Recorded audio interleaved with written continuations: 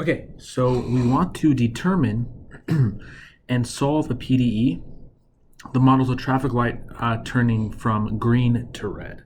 And remember, the traffic equation is the t derivative of rho plus minus 2 rho over rho m plus the x derivative of rho is equal to 0. And here rho m is the maximum density,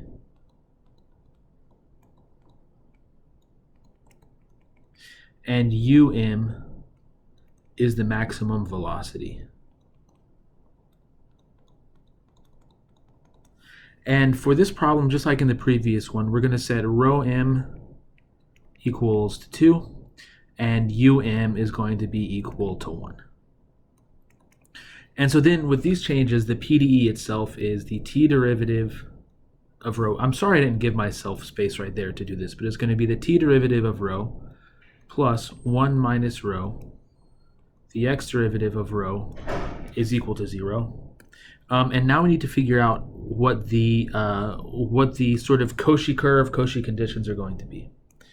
Okay, so imagine some setup where cars are moving along, and all of a sudden we're going to say at location x is equal to 0 and time t equals 0, a green light turns from red to green. Now at this point, the car is behind the red light. Like right when the light turns, the car is going to have some density. And just for the sake of definiteness, we're going to say the density is 1/2 there. Okay, then at that red light, as long as the red light is green, the density there at that red light is going to be the maximum density. And so along x equals 0 and t increasing, we're going to have the density be 2. So on this part, the density is going to be equal to 2. So this is what the Cauchy data is. Actually, maybe I should do this in orange. That's what the Cauchy data is. So we're going to have rho equals, I'm just going to kind of write it like this, 1/2 on negative x-axis, and it's equal to 2 on positive t-axis. Okay, we don't really care about what's happening down there because that would be before the light turns green, and we only want to care about what happens after the light turns green. Or, I mean red. I just realized I deleted my t-axis. Okay, so by the way, this is x, this is t. And we don't really care what happens here because that's what's happening to the cars after the green light, or after the red light. But if a light goes from green to red, that's not going to affect the cars in front of it, and so we don't care about those cars. Okay, so now let's set up our equations. So t dot is going to be equal to 1. Whoops. T dot is going to be equal to 1 because that's the thing multiplying the t derivative of rho. And then t of 0 is either going to be just a generic point on the t-axis or 0, depending on where our starting point is, whether we're starting on the blue line or the orange line. X dot is going to be 1 minus z, and similarly it's going to be whatever it is to depending on where we're starting. And z dot, well, again, as always, this part is z dot, so z dot is equal to 0, and z of 0 is either going to be 1/2 or 2. We'll just put z naught. Okay, so let's look at the first case first. Let's say we start if our characteristic starts on the negative x-axis. How do things look? Well, our equation for t is going to give us t of s is equal to s. And notice there, t naught is equal to 0. The t values on the x-axis are 0, so we just have t of s is equal to s. For our z equation, we're going to have z of s is equal to whatever z is equal to on the negative x-axis, which there is 1/2. And then so x, let's think about what's happening with x. X is going to be 1 minus z, so that's 1 minus 1/2. So x dot is 1/2. So then x of s is going to be 1/2 s plus x naught. Okay, Now let's look to see what happens if we're on the t-axis. So that's what happens. Let me actually sketch those characteristics. This is what happens when we start on the negative x-axis. So x is 1/2 s plus x naught, so our slope is going to be 2. Like I did in the previous videos, I'm actually going to draw this when x naught is equal to 0, even though it's not included. Technically, it's only for x naught less than 0, but I'm going to do it as a dashed line. So we'll have something that looks like this. Oh, hey.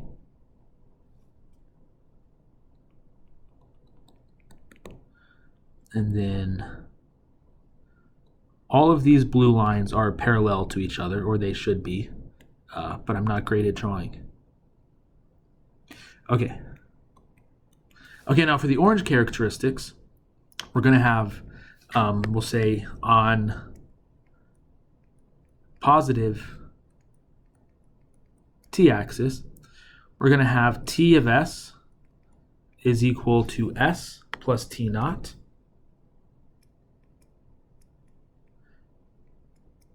Z of s, well, if we're starting on the orange axis, z is going to be equal to 2 there. So z of s is going to be equal to 2. So x dot is going to be 1 minus 2, which is minus 1. So x of s is going to be minus s. And notice x is 0 there. Okay, so now our characteristics are going to start from the t-axis. They're going to have a slope of minus 1, so they're going to be going in that direction. And like I did before, I'm going to draw it where for x naught is equal to 0, but as a dashed line. Okay, I'm not completely sure where I was because my pen did that great thing where it just stopped working. So let me...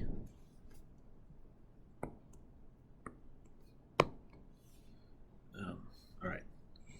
So I think it looks like I'm drawing the orange characteristics. Again, this is the one that corresponds to x naught being equal to 0. It doesn't technically belong there, but I draw it just as a limiting case. Okay, and so now, yeah, so technically t naught is, I think I said x naught. Technically t naught should be greater than 0, but as always, I'm going to draw them in the limiting case. But for the ones that are legitimate, I'll do those in the solid line.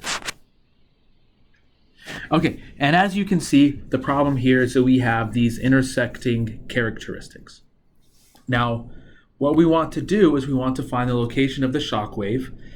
To the left of the shock wave, the density will be equal to 1/2, and to the right of the shock wave, the density is going to be equal to 2. And so we can go on ahead and kind of write our solution now. Rho of xt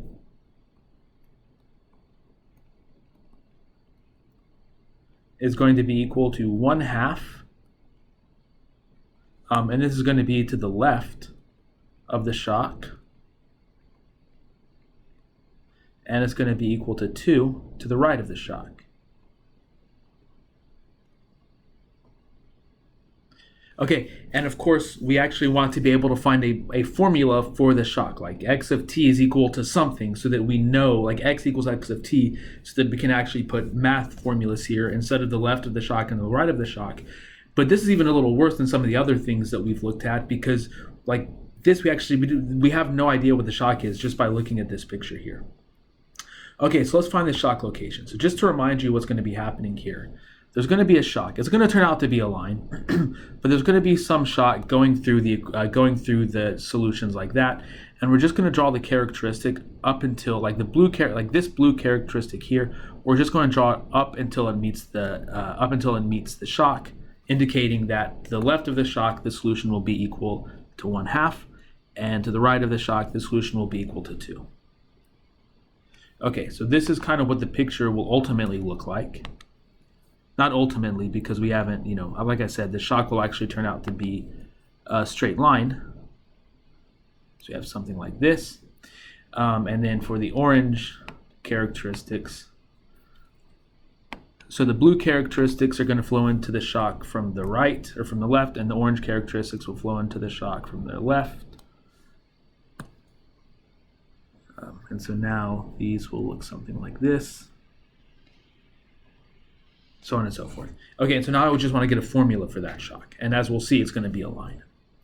Okay, so x dot, remember, x dot, the shock velocity, is going to be the jump in F across the discontinuity over the jump in the conserved quantity, which is rho in the discontinuity.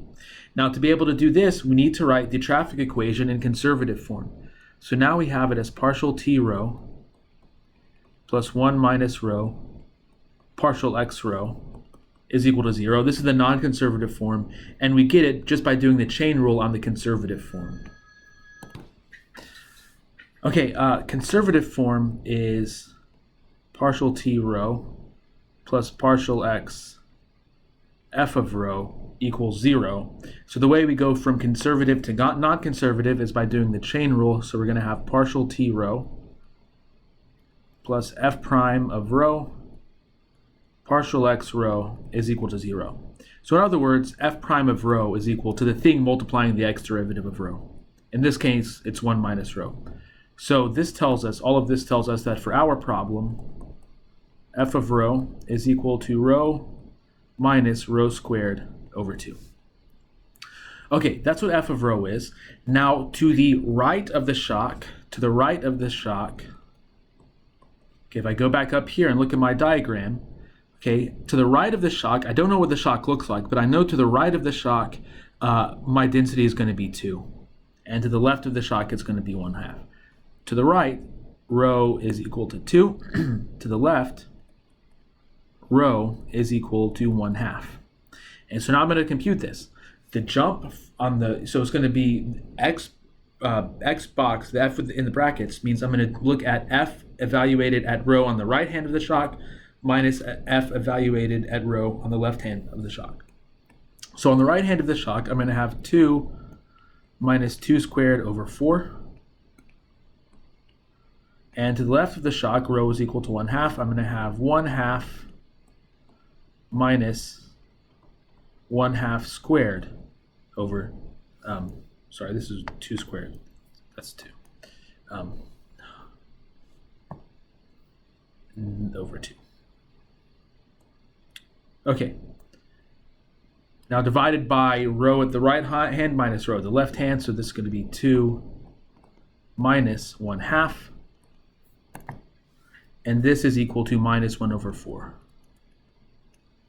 Okay, so now I know that x s of t is going to be minus 1 over 4 t plus, if I know what, say, xs of 0 is. So the breaking time is going to be the first time where the characteristics intersect.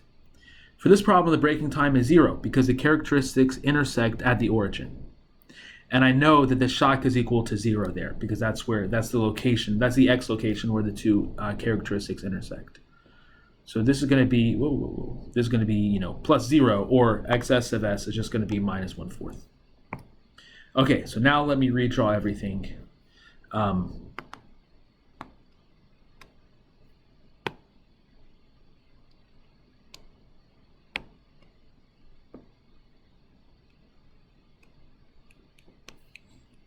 So it's x is equal to minus 1/4 t. This is the same as t is equal to minus 4x. So the slope is going to be minus 4. I'm having trouble deleting this last little bit of, oh man, this is brutal. Okay, so the shock is going to look something like this. Okay, this is going to be the shock. Oh,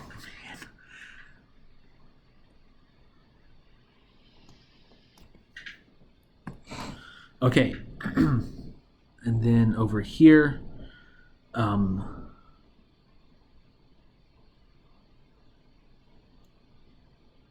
we're going to just draw these up until they hit the shock, like this. So over here, rho is equal to 1/2. And then over here, these are 45-degree angles. Okay, and over here, rho is equal to 2. Okay, so left of shock, right of shock. This red line is t is equal to minus 4x. Okay, so I don't want to write left of shock and right of shock. I want to write an inequality in terms of x and t's. Not that this isn't good. At this point, it's okay because we actually have a visual depiction of what the shock looks like or what the location of the shock is. And it gives us some information, but this is going to be when x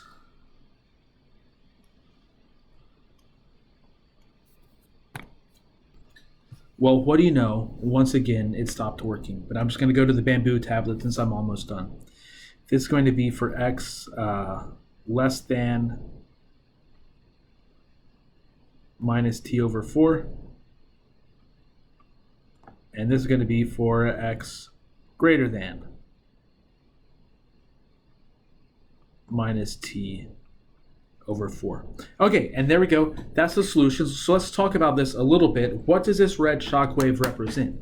Well, you know what happens as you're driving along. Let's say you're several cars, let's say you're a while back from the red light. Well, what's going to happen? Like if you sort of observe what's happening, the first car is going to have to sort of slam on its brake to stop at the red light. And then the car behind it will slam on its brake and so on and so forth. And this information of the stopping will propagate backwards, and so the cars, individually will start to, will stop, going backwards. It'll start, we'll stop here, and then going back this way, the cars will stop. And looking at it as at a bird's eye view or something, I guess you could actually see this stopping happening, as you view this information about there being a red light sort of propagating backwards. This is how we experience stopping. The cars that are several cars in front of you are going to stop before you have to stop and before you even realize that you need to stop. This is because the information travels at a finite time backwards. And we'll talk more about that later.